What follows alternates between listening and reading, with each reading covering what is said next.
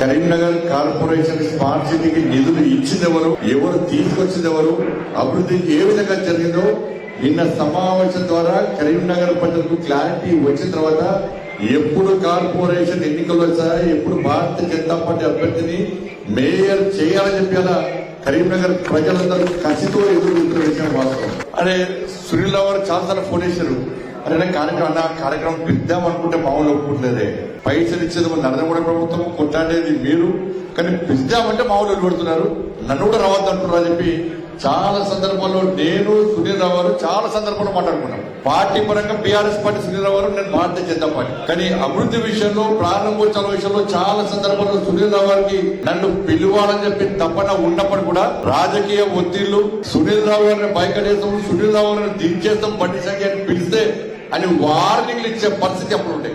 ఎంతదిగా ROB నేను పట్టుకొస్తే కొబ్బరిగా ఒట్టికిరాలి. Smart సిటీకి ఇన్ని పైసలు ఉడికేసాం. నరేంద్ర మోడీ గారి ప్రభుత్వం పైసలు ఇస్తే స్మార్ట్ సిటీ పైసలను డైవర్ట్ చేసింది బీఆర్ఎస్ పార్టీ ప్రభుత్వం. ఒక్క పైసలే. నేను హైదరాబాద్ లో మీటింగ్ లో గొడవ చేసిన తర్వాత, సీరియస్ గా వార్నింగ్ ఇచ్చిన తర్వాత కరీంనగర్ కు, వరంగల్ కు నిధులు అప్పుడు బీఆర్ఎస్ పార్టీ ప్రభుత్వం విడుదల చేసింది. నేను అప్పుడు బెదిరించిన అధికారిని, వారం రోజుల కరీంనగర్ కు, వరంగల్ కు నరేంద్ర మోడీ గారి ప్రభుత్వం ఇచ్చిన నిధులు ఇవ్వకుంటే బిడ్డ వారం తర్వాత మిత్తితో సహా వసూలు చేస్తా నేను వార్నింగ్ ఇచ్చిన తర్వాత అప్పుడు కేసీఆర్ విడుదల చేసిన నిధులు. కేంద్ర మంత్రి 3 సార్లు లెటర్ రాసింది రాష్ట్ర ప్రభుత్వం, అరే మేము ఇచ్చే పైసలు ఇయ్యా కరీంనగర్ కంటే కూడా కేసీఆర్ ప్రభుత్వం ఇవ్వలేదు. ఆ 3 లెటర్ కూడా బహిర్గతం చేశాక అప్పుడు అన్ని కూర్చున్నాం.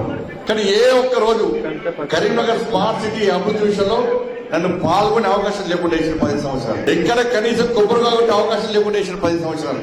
కనీసం ఎక్కడ ఏమంటే బీఆర్ఎస్ పార్టీ చెప్పుకునే ప్రయత్నం చేశారు.